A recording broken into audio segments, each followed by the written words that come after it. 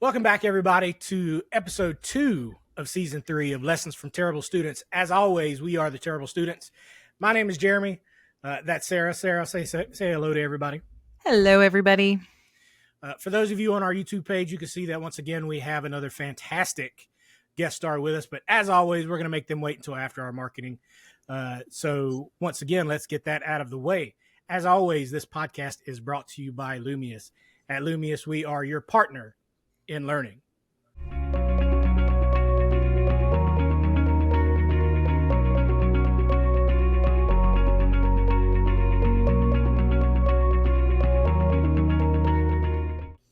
So, as we told you in season 3, episode 1, what we're focusing on mainly in this season is leadership training. We're going to go deeper into that in this particular episode, into a topic that I have wanted to do since episode 1, but we have not had a really good guest star to help us out with that. So I am very, very happy to have on with us our guest star today. So let's have him introduce himself. So guest star, will you introduce yourself, please? Hey, this is Ahli Moore. So happy to be here with you all today to discuss this topic. I'm a consultant in organizational change, and with that comes a lot of different areas that I've focused in: leadership development, strategic planning, team building, a lot of different areas. But one of the ones that I've always focused on, been interested in, and now for at least the last 4 or 5 years have been a practitioner of, is DEI. And it's a topic that, depending on who you're talking to, you'll get some raised eyebrows.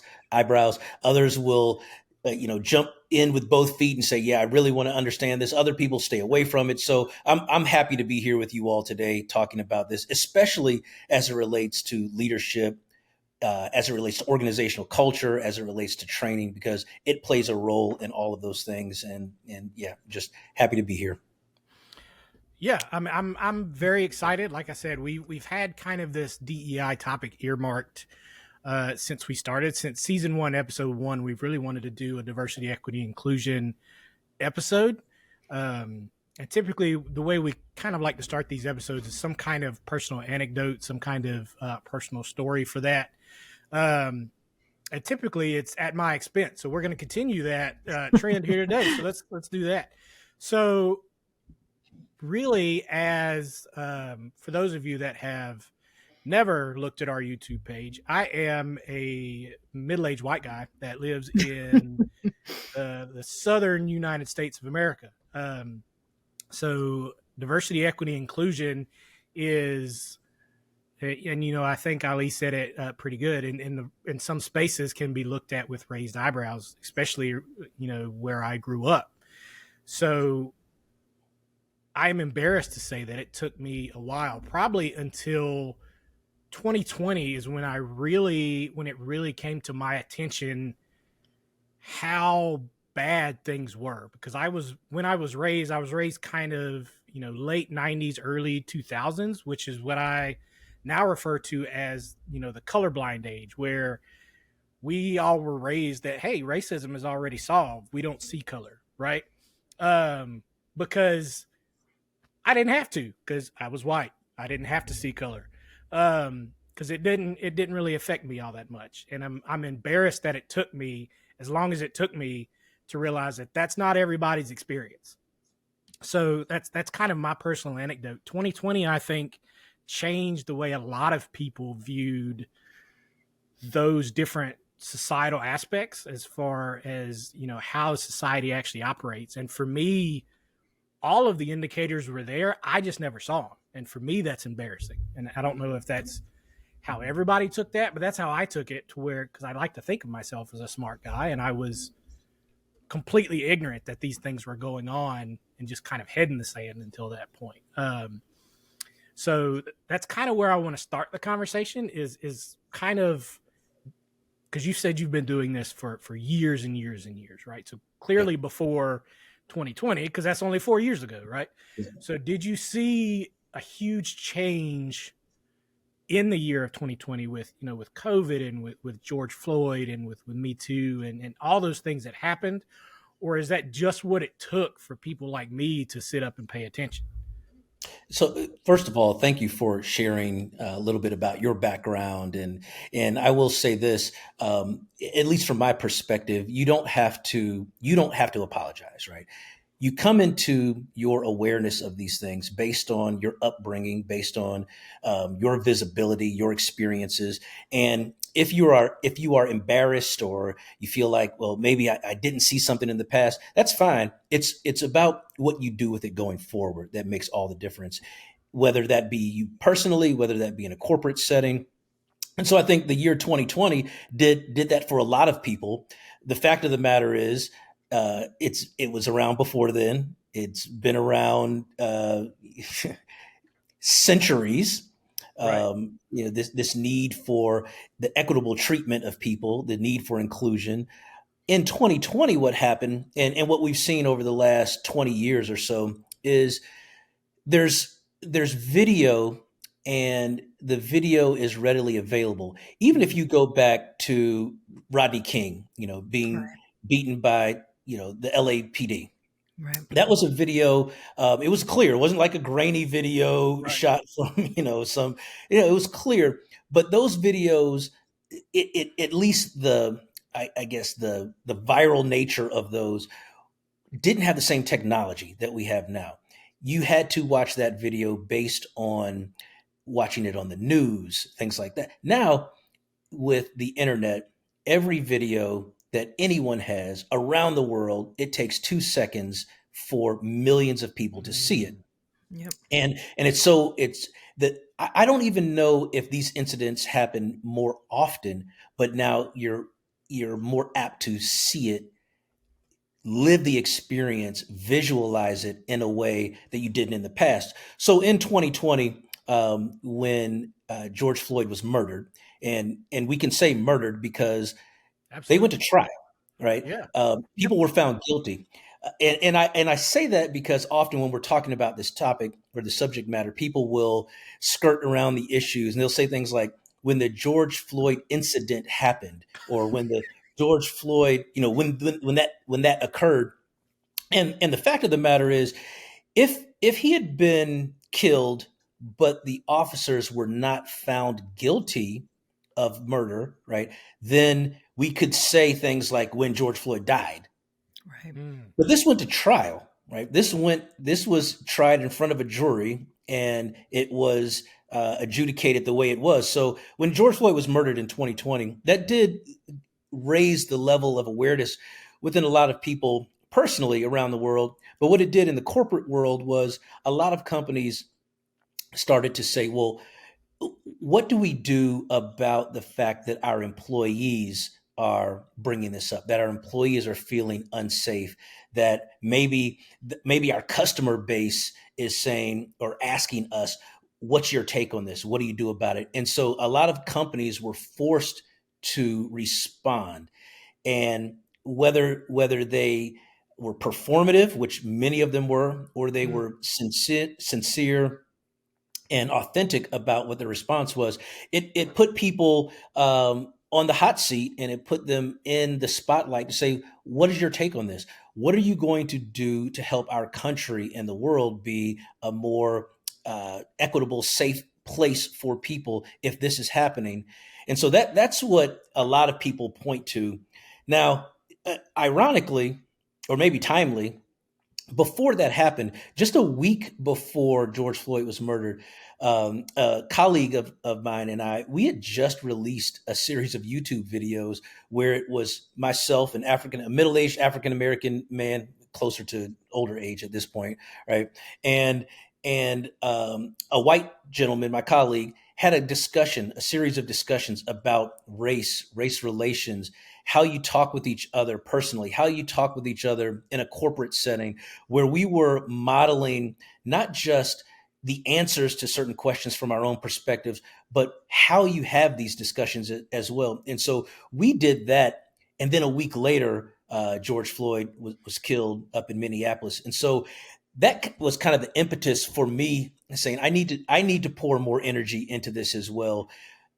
At the same time, I had several clients who were calling me asking for advice. What do we Yeah. do about this? What should our statement be? What should our external, to the rest of the world, what should we be saying? And my response invariably was, before you focus on what you should be saying externally, let's make sure that internally this concept of DEI, diversity, equity, inclusion, and we add another a lot of other. There's DEIA, right? Diversity, equity, inclusion, and accessibility. There's DEIB, diversity, equity, inclusion, and belonging. There's DEIJ, diversity, equity, inclusion, and justice. Whichever way you define it, let's make sure that internally within your own employee base, you're doing what's right before you start talking about what our external statement is. Because if there's no truth in what you're doing for your own employees, there's not going to be any truth in what you're saying you stand for and what you're going to do for the country and for the rest of the world. Yeah, and that's a good point. And I think you touched on some of it early when you started talking. So you said there's a difference between, the performative aspect of it, because when all this happened and it's kind of out there in the zeitgeist, right? A lot of these companies came out and it becomes, for lack of a better term, it's like something that the companies have to do so that they don't lose face and they don't lose advertisers. But now, 4 years later, it's starting to wane a little bit, and a lot of these companies that were very, very out there and upfront about, yes, we're pushing these initiatives, yes, we're moving forward with these diversity, equity, inclusion, hiring practices, or whatever it was they were pushing.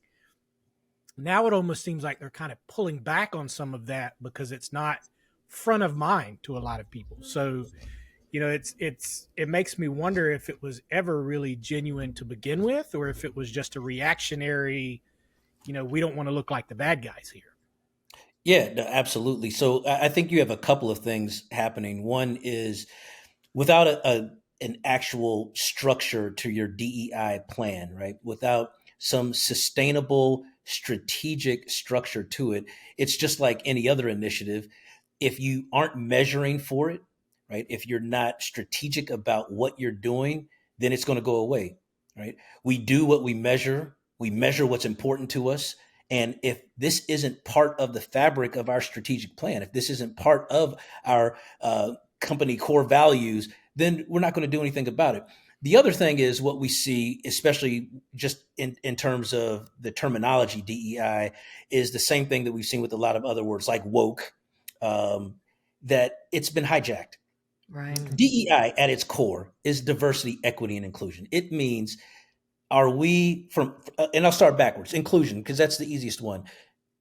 Are we doing everything to make our people within our organization feel a sense of belonging? Does everyone have a place here? And I'm not talking about just race, right? Gender, sexual orientation. Are we creating an environment in which everyone has a home here? Or are we creating an environment that by default, certain people will feel included and other people will leave, right? Right. From an equity or equitable standpoint, does everyone within our organization have the same ability and opportunity for success? Right? If I'm doing the same work, am I getting paid the same as someone else? If I am a woman, is my path to promotion the same as a man? And does it take me the same amount of time to get promoted as it does for a man? Right. And then diversity. Does the makeup, the composition of our employee base, of our C-level suite, of our board, if we have one, does that resemble the community that we serve? Does that resemble the customers that support us? Right. If I'm a company, and I'll just use in terms of race as a demographic, if 75% of my customer base are Black people, but there are no Black people in the C-level or management positions within this company, right? I'm being supported by a demographic that I don't in turn support, right? So there are questions around that when you come to this concept of DEI, diversity, equity, inclusion. What we've seen is that for political reasons and for other reasons, people have hijacked just the concept of DEI and have contorted it and conflated it to mean pushing a liberal agenda, Right. or not basing promotions on meritocracy, or whatever reason they want to use the word. And so now you have a lot of people who've never experienced actual discussions on DEI, just seeing the word itself or the combination of the words as something negative because of people who have political agendas and other motives around it.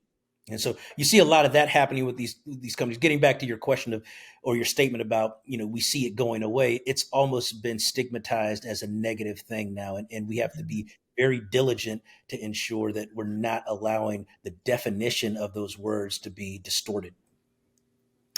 Yeah, and I feel like it's almost like they feel like if there's an equal playing ground, that means there something is being taken away from them, when that's not what it is. It's just give it, I mean, the definition is there in the term, right? It's just making Yeah. sure it's equal for everybody, so everybody's got the same shot as everybody else. I've never understood the thinking behind diversity, equity, inclusion taking something away from somebody else. That literally, the definition Zero is the sum game. opposite of that. It's because Yeah. people feel threatened. People Yes. who are insecure because subconsciously, deep down, they know that they are not promoting an equal environment and their businesses don't reflect, Mm. what they're saying in public. Ali, you said something, and it's funny because literally every time I learn about a new company,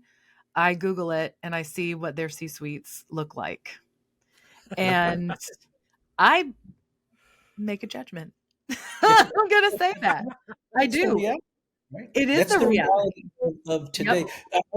I'll talk about that in just a second, but I want to back up to something that Jeremy said also. So this whole concept, some people say zero sum gain, some people say zero sum game because it comes from gamification, but it's Mm, that in order for me to succeed, someone else has to lose. right. And a lot of people buy into that the only way that I can maintain my position is if you are losing. And what we say is you can both win. Everyone can win. You don't, I'm not taking something away from you by making it fair for other people, right?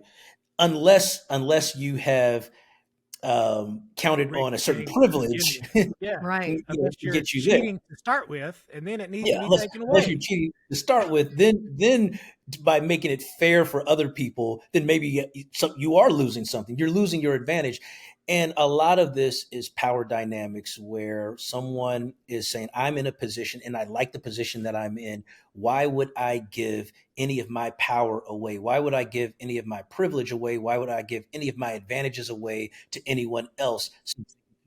To where I am if I indeed am in a position of power or privilege, right? Yeah. So that's one thing. And then, Sarah, what you were saying about people like yourself actually looking at the C-suite, looking at the board, and making judgments. The new generations have, and this is speaking from someone who's in his 50s, right? Mhm. They are looking at more than just the opportunity to work. They're looking at the organizational culture. What will Yes. it be like while I'm there? Yeah. And that's happened, since the beginning of time. People look at that, but now people are starting to make their employment decisions, retention, whether I stay here or not, based on these things that are more important to them, or just as important as the skills that I'm building, the money that I'm making. Mhm. It's more important, or just as important, that I'm in an environment where I'm not only tolerated, but I am celebrated just as much as everyone else is, and that I'm not looked at as an other because I don't fit the traditional demographic that was at this company. Yep, 100%. And I was raised a little bit differently from Jeremy. I'm from up north. My parents very liberal, very, like my ignorance came from I was sheltered from racism, to be honest. Like I Mhm. didn't really know about it. That was my privilege, right? And I always felt like I was an ally for a long time. 2020 shed a lot of light on things for me too, but also it has become super important to me over the last few years about company culture and things like, are they practicing what they preach? Are they just calling you to because they're in a panic and they need you to help them create some sort of, awesome thing to put out into the world that shows how, much into equity and inclusion they are, right? Are they still withholding those same standards? Is it still just as important to them? Are they offering all kinds of networks and inclusive things in their companies? Like, I look at all of that, Yeah, and I think more and more people are, and they realize that other people who that's important to, um those are good people that you want working at your company, in my opinion. absolutely. And so I think I want to clarify something as well. A lot of the companies that were calling me and asking about their external statement, when I said, well, let's look internally first, they weren't opposed to that, right? They said, Right. yes, let's do that. Let's make sure that we aren't buying into this performative statement, and also let's make sure that we're not buying into tokenism, where we are going down, we're just checking all these boxes. Yes, Right. we have a woman, we have a black person, we have someone of Asian descent, we have all these things. But how how are these people being treated within our organization, and do they want to be here? And we did for a lot of my clients, we did a series of internal dialogues, and a lot of eyes were opened. Right, a lot of people realized that what they had experienced was different than what the person to the left of them has experienced there, what the person to the right of them has experienced there, and it changed their perspective about just their own companies, what they Yeah. were doing to promote these things versus what they were doing in word only. So that's important. The other thing that when Sarah, when you said that your background was different than Jeremy's, I feel compelled to talk just a little bit about my background. I'm originally from Washington D.C., Okay. but I only lived there for a short period of time before my mother and my brother and I moved to South Florida, which is where she grew up. And so I was raised mostly in South Florida, but I have spent, a appreciable amount of time in every single state except one, and that's North Dakota, and that's on the list. But so I've been to 49 of our 50 states and spent time there. I've been to probably some between 40 and 50 different countries. And one of the things that I think is consistent is that most people are territorial. Most people, Mm. most cultures think that the way that they are raised is the right way if they don't have exposure to other cultures, if they don't have exposure to other ways of thinking. Whatever way they were raised is what they're familiar with. It's what got them to this point. But as I started to travel around and saw that, I also saw that racism in itself, and I know we're talking about DEI, not just racism, but racism doesn't exist in one place. It exists everywhere. Yep. At the same time, people who are anti-racist also exist everywhere.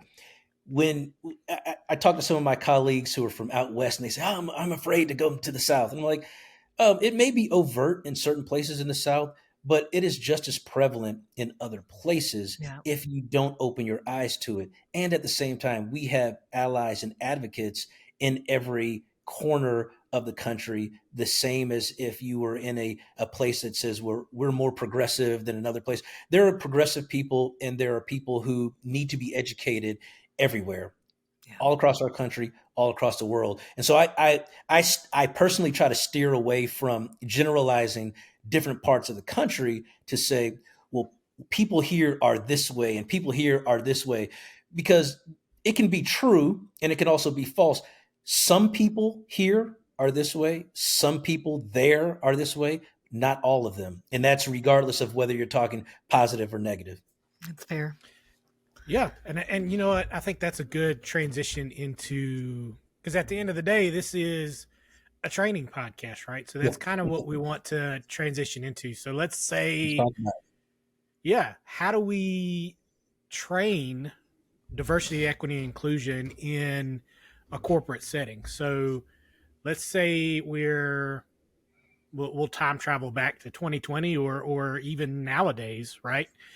We're coming in and we've identified as, our company, hey, we need to train our workforce on diversity, equity, inclusion, but we don't really know how to get started. We don't really know what we need to do. What would be the first step in, you've already said, kind of take a look, figure out the policies, the processes, what we want to do to implement that as far as company culture. But Yeah. let's expand on that discussion a little bit. Yeah, and actually, looking at policies and procedures and all that stuff actually isn't the first step, right? The first step is to just from a mindset understand that this is going to be an ongoing learning, right? You're Mm. not going to be done. No matter what you do, you're not going to be done. You can't do a workshop, you can't do a series of workshops. You can't say I've eradicated this and then raise a victory flag. It's going to be something that's an ongoing effort.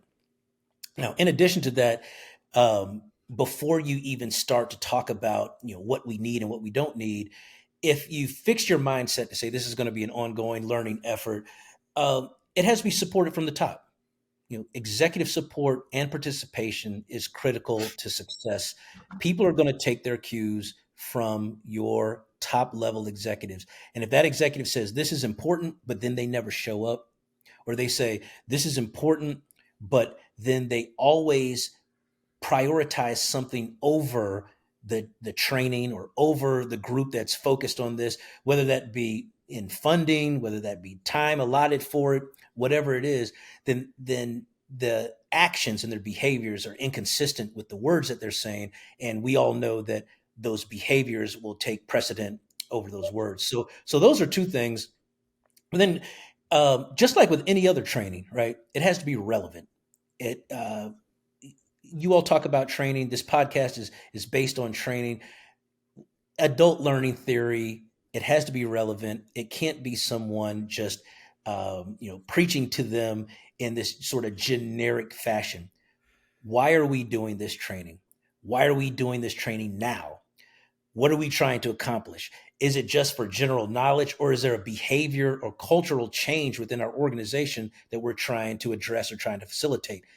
How will we know if it's successful, right? Are we just merely measuring the number of courses that we provide, or are we measuring a change that we're seeking through some quantifiable metric?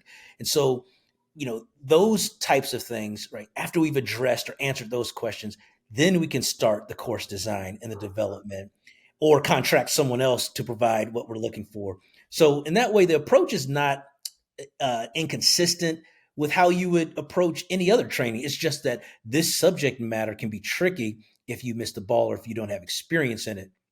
And I also say that regardless of whether you develop it in-house or bring someone else in or even purchase some off-the-shelf product, I always suggest that if you're going to train for your employee base, you have to customize it with stories, with storytelling, examples that are relevant to your workforce.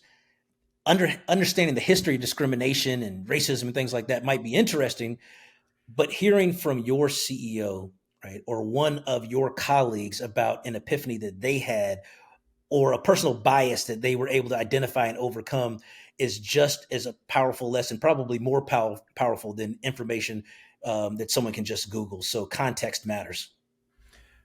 Oh man, you are speaking my language, and I just thought of like five different questions. So let's get into this a little bit. Uh, so starting from the top of your point, so dirty little secret in the training industry is even when we are developing training for quote unquote company wide. So you know, cybersecurity, phishing training, stuff that quote unquote all employees are supposed to take. No instructional designer or LMS administrator worth their salt is going to assign that course to their CEO. It's just not going to happen. That CEO has an account in their LMS, but I can almost guarantee you they're not getting assigned any compliance courses or any training at all that they don't specifically request. They Uh, usually don't know how to log into the LMS. right. Um, so that's kind of the biggest question that I had. So one of the things you said there at the end is bring them in and have them actually interacting and being part of the training, which is typically something we try not to do because if if that person changes, we then got to go in Mhm. and update the training and all that. But I do like that because that does still integrate them into the training and get them in on it, and may actually create some buy-in at that level for this training. But outside of that, what is your thoughts on, we'll say, just the Yeah. C-suite in general? So the CEO, the So CFO, all those folks. yeah, I think they should be a part of it. But then again, I'm a practitioner like of this topic. Mhm. I think a better way of looking at it is the senior. So should they be a part of the training? Should they lead the training? I think it's up to you and the tone that you're trying to set. That will determine. Again, it's specific to your work environment, but your need will determine the level of involvement. I suggest that they're involved in some way, but I think a better way of looking at it is it's a combination of sponsoring it, supporting it, and where it makes sense, leading parts of it, even if it's just an introduction, right? So if your CEO, CFO, COO is kicking off the entire series of courses, that's a different type of discussion than if you're in a small company. Say you're a company of 25 people, then maybe they're actually leading part of the delivery of it, but they have to be visible. They set the tone for the rest of the workforce to follow. And so I think their presence and their visibility is important. Often what you get with DEI training participation, especially when it's optional, right, is that the people who need it the most opt out of it. And the Mm. people who are already on board are the ones that attend the class. But when they see that this is important to the upper management and the C-level suite, then they're more likely to opt in because they have desires to be in that position one day, to be in that seat one day. And so when they see that upper management there, then they're more likely to also participate. Now, is it all the same content, or is it is it one set piece? Like if we're just saying, and I know it depends on the need and all that, but talking Mhm. about like just generic information, diversity, equity, inclusion content. A lot of It, this, from us is audience based, right? But if yeah. if they're wanting, hey, we just kind of want to introduce this to our company, would you recommend it being, hey, let's get this level of leadership and let's do an introduction for them, and then like middle management, let's do an introduction for them, and then maybe, you know individual contributors do one for them, or just have, for that high level introduction, just have everybody together? Yeah, so that's again, it's really context specific. It depends on what you are trying to accomplish with your training, right? So I'll put it to you this way. If we were talking about sexual harassment training Mm-hmm. and there's been some incidents of sexual harassment in the workforce, then every C-level executive, right, the highest would say, "Let me step in and lead this." If there isn't sexual harassment going on, but you do want people to be aware of, here are the do's and don'ts, here's what's acceptable and unacceptable, then maybe you don't need the C-level executive, but someone who still has a powerful position will probably kick off the training by saying, this is why this is important to us. Now let's turn it over to the trainers to talk through things. Same, I mean, and switch out sexual harassment with any other important initiative. Fiscal compliance, right? That's one that every year, depending on where you're working, right? If you're working in a place that deals with money, people have to go through some mandatory fiscal compliance training at the beginning of every year, and nobody blinks an eye, right? Even if you personally never did anything that was financially inappropriate, even if you were never a person who would even think about harassing someone else, you do that training and everybody's on board and everyone says this is necessary. Even if it doesn't apply to me, I know I have to go through this. But somehow when it comes to the subject matter of diversity, equity, inclusion, which again, as we established earlier, is just the fair, equitable, respectful treatment of our coworkers, then somehow it turns into this giant dilemma because people are afraid, again, that they may, well, some people are afraid that they may offend someone in this. Some people are afraid that whoever's in the training may get offended. Others, I think, as Sarah said earlier, know that they may be a little guilty or compliant with some of the things that have happened. And so it does take on a different level of understanding. And often we hear people say, this was one of my biggest pet peeves over the last few years, when people say, we have to find a way to have these tough conversations. And I'm like, all right, so the conversation may be tough, but you find a way, the same way you found a way to have that conversation around employees coming into work late. You found a way to have conversations when there was the sexual harassment or the someone doing something inappropriate financially. Those were tough conversations too. But you said, in order for our organization to succeed, in order for us to build the organizational culture that we want, I have to step into this leadership moment and have that conversation. And so when it comes to diversity, equity, and inclusion, muster up that same courage, not just to say we have to find a way to have this tough conversation, but to have the conversation, whether it's tough or not. That's a great point. And that, Yeah. like, you just called me out on a question I was going to ask before I even asked it. That's fantastic, because that's one of the first things that people will push back on us, specifically when it comes to the sexual harassment training, the diversity, equity, inclusion training, things like that, is when we're writing these scenarios and these storytelling type things that you have to have for these type of things. A lot of times it does go to that negative space, because you have to try to keep it as real to life as possible, right? And unfortunately, these things happen. So I'm I'm stealing that. Like, I'm going to use that as, yeah, I'm going to use that 100% next time somebody brings that up. And you should, and when you're using, your real life examples and your scenarios and everything, you want it to be relevant, you want it to make sense, but everything doesn't have to be steeped in trauma, right? So I talk about privilege a lot. One of the things that I talk about is the acknowledgement of my own privilege. And people go, "Well, what do you mean by that?" Well, I live in this United States and I'm male. hmm, I am inherently privileged over a good number of people who experience gender discrimination just based on the fact that they were born a female. I'm educated. I went to college. I have a couple of degrees. My parents went to college. My grandparents went to college. My great grandmother went to college.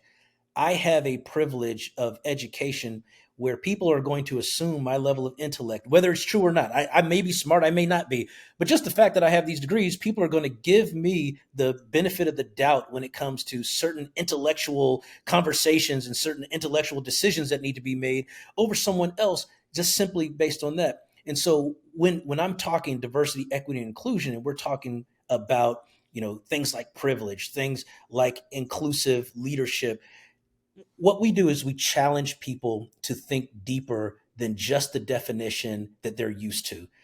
Look inwardly and ask yourself, how did I get to this point? And is this still serving me? Is this going to sustain our organization going forward?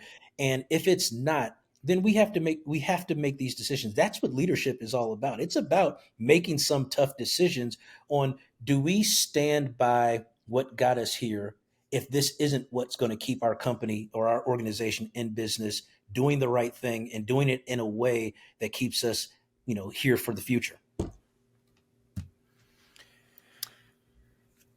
yeah, and we touched on this a little bit earlier.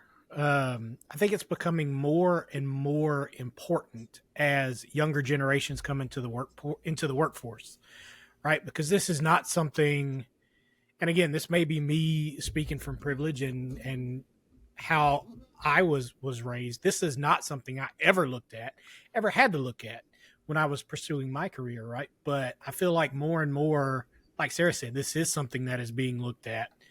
I never looked at the C-suite.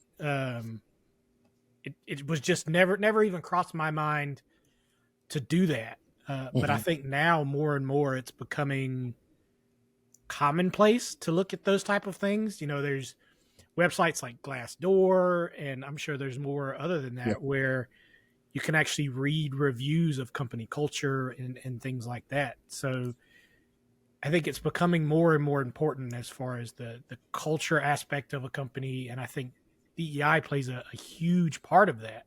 So, from a leadership perspective, how would I, as a leader, kind of look at my company, and what could I look at, for lack of a better term, what are those red flags to look for if I want to either reduce my turnover or try to catch some of these things and nip them in the bud before it becomes a larger problem.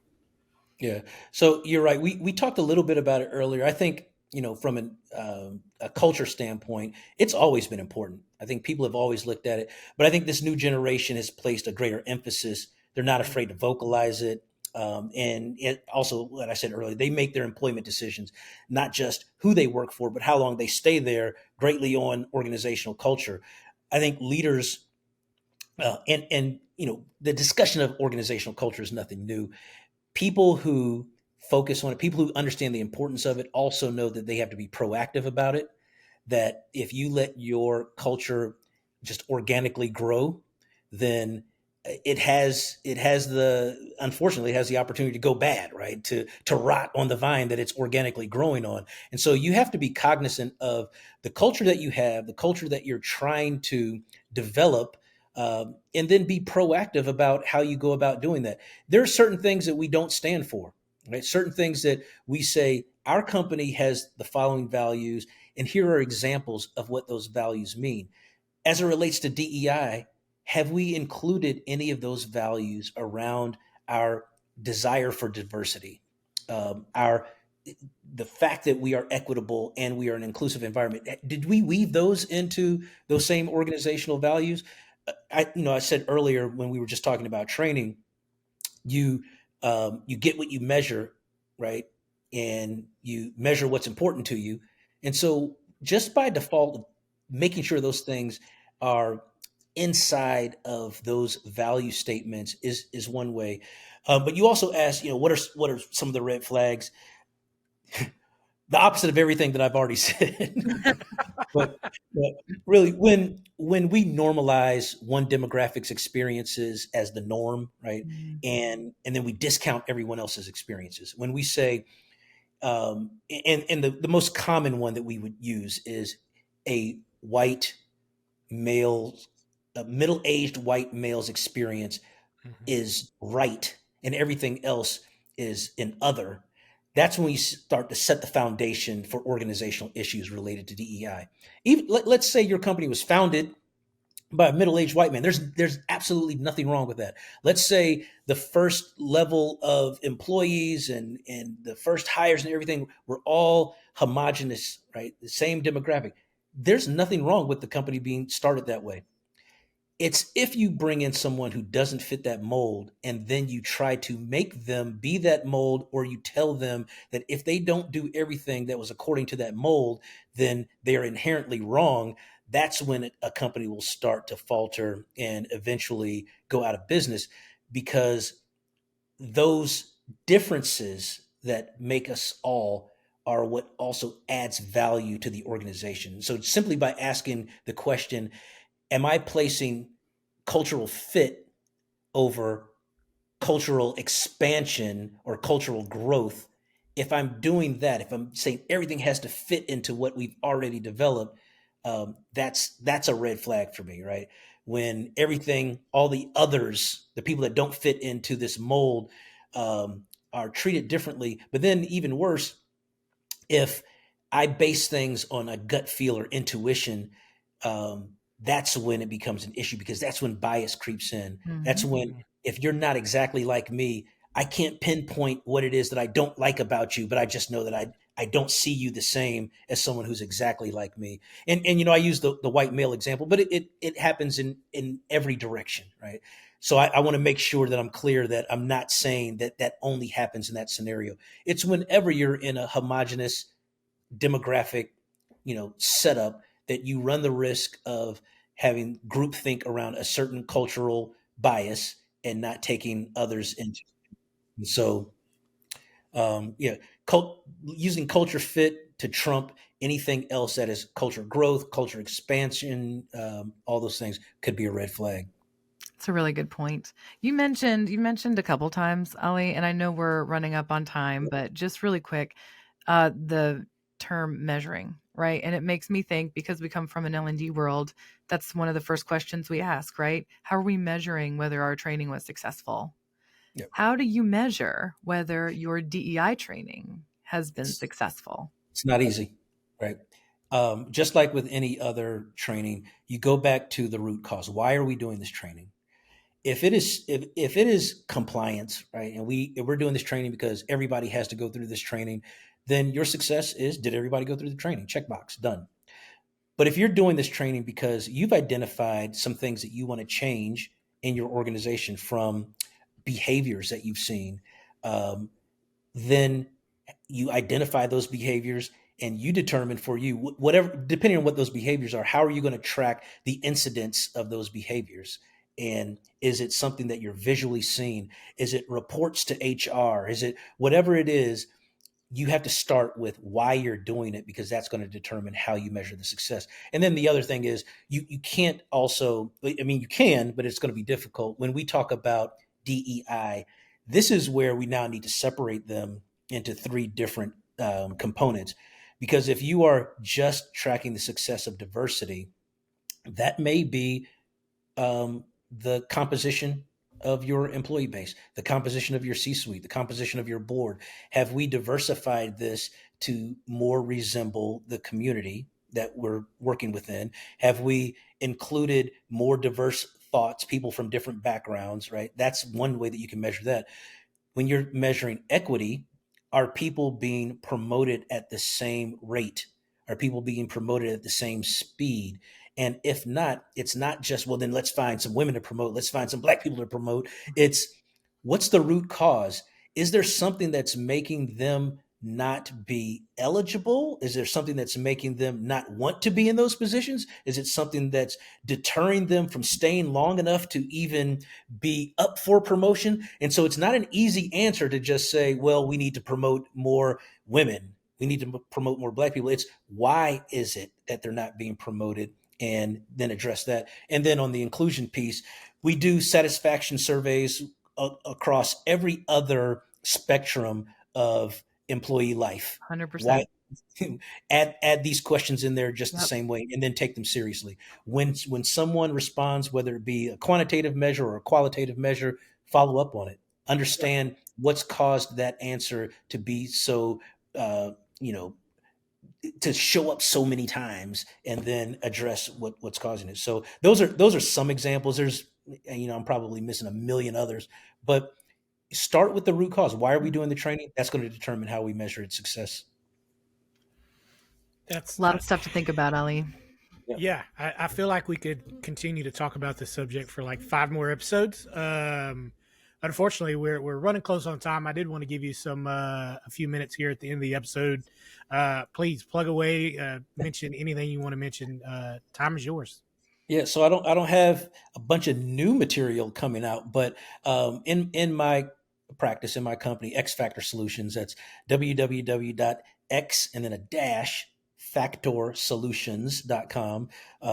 We focus on DEI, we focus on strategic planning, organizational development, leadership development, all things that are, I don't want to say non-technical, but they are things that real people within the workforce can focus on to move you from point A to point B. That's what I've been doing for the last 28 years now, and that's what, God willing, I'll continue to do. So if you're interested, you can go to our website. You can also follow me on any of the socials. It's very simple. It's Ali Moore, AHLIMOORE, on LinkedIn, Instagram, Facebook, all those things. I make it very simple to follow me, and then my company also has its own social media handles, which usually is X Factor Solutions or xfactorsolutions.com or something to that effect. So I would love to connect with anyone who wants to talk more.